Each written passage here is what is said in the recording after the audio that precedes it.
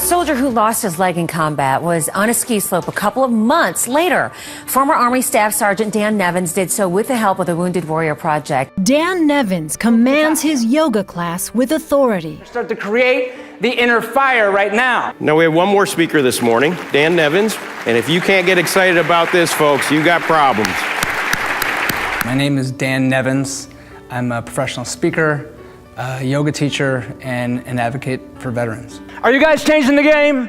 Yeah! All right, good.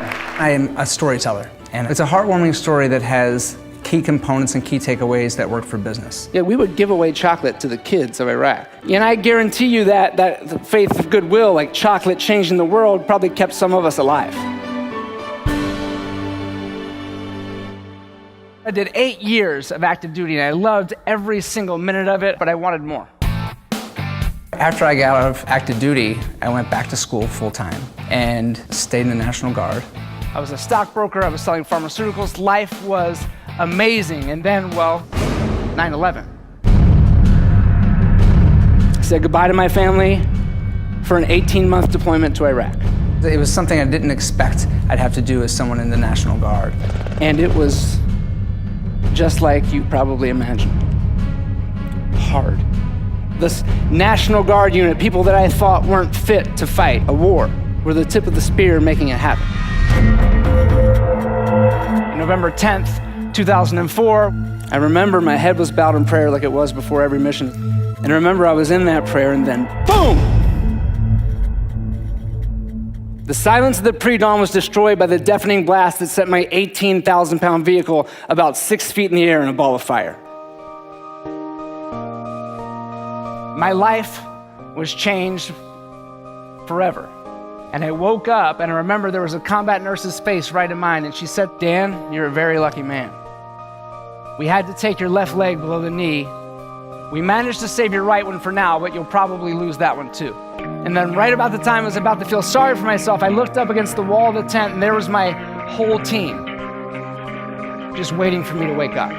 What I talk about a lot when I speak is that we are all still alive and we have to do something. And hopefully that something is good. How are you going to change the game?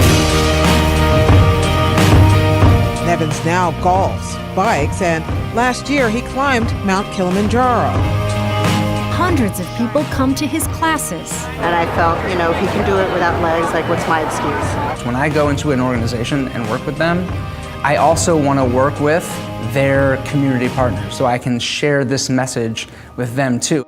Nevins hopes to reach both veterans and non-veterans alike. Namaste. And while I'm in town, let me find somewhere to teach yoga. At his class this week, 2 congressmen promoting yoga to heal wounded veterans. Well, we lose 22 vets a day to suicide, and my mission is to reduce that number, and I don't care what technique, what approach is needed to do it. I have learned so much in the last 11 years post-injury about overcoming obstacles, about meeting challenges head on, about not running, about not letting fear run my life. The lessons have been so profound for me that I have to share them with people. I'm creating a nonprofit organization called Warrior Spirit Retreat. It's based on an operational organic family farm, and there's cutting horses or equine therapy, fishing, boating, a lot of fun.